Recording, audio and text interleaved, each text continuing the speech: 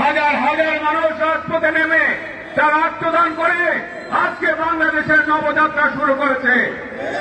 সেই নবযাত্রাকে যদি উল্লেখ করে অনুসরণ না করে বিগত দিনের স্বৈরাচারের মতো ব্রাহ্মণবাড়িয়াতে কোন সম্মেলন করতে চায়, বিনা ভোটে তাদেরকে নির্বাচিত করতে চায় এবং কোন 14টা ইউনিটের মধ্যে 6টা ইউনিট এখন পর্যন্ত ভোট করা হয় নাই।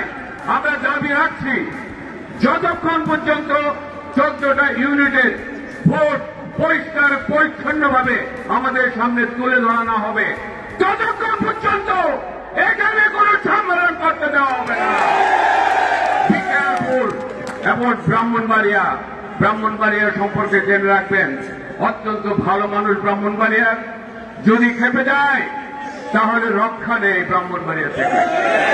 মাননীয় নির্বাচন কমিশনার, আপনাকে সম্মান দিয়ে বলছি, আপনি ব্রাহ্মণবাড়িয়াতে আসুন, ব্রাহ্মণবাড়িয়া দেখুন, ব্রাহ্মণবাড়িয়ার মানুষের কথা শুনুন, ন্যায় বিচার যেটা সেটাই সঠিকভাবে আপনি পালন করুন। একটি জায়গায় যদি মিস করেন তাহলে কিন্তু আমরা আপনাকে মানব না। আমাদের 16 তারিখ, this is our last final game. আমাদের ফাইনাল গেম হবে 16 তারিখ।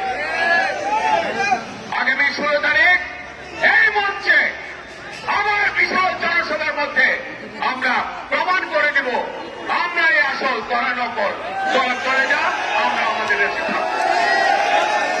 আপনাদের মতো কথায় কথায় পুলিশের কাছে, এসপির কাছে, ডিসির কাছে আমরা যাই না। আমাদের এসপি ডিসি সকলের মঞ্চে, এই মঞ্চে থেকে যে কথা বলবো এই কথাগুলো প্রশাসন শুনতে বাধ্য। অনেক মামলা খেলেছেন, অনেক জেল খেলেছেন, আমরাও বারবার জেলে গিয়েছি। অনেকের মা বাবা জেলে থাকা অবস্থায় মারা গেছেন। আজকে দুঃখ, আজকে তাদেরকে আমরা নেতৃত্বে দেখতে পাবো। পুজোর আমার এই সমস্ত লোকের থেকে দুর্নীতিবাদকে দল থেকে বের করা উচিত। গুজরাবাদ আজকে পাড়ায় মহল্লায় গিয়েছে আওয়ামী লীগের সন্ত্রাসীদেরকে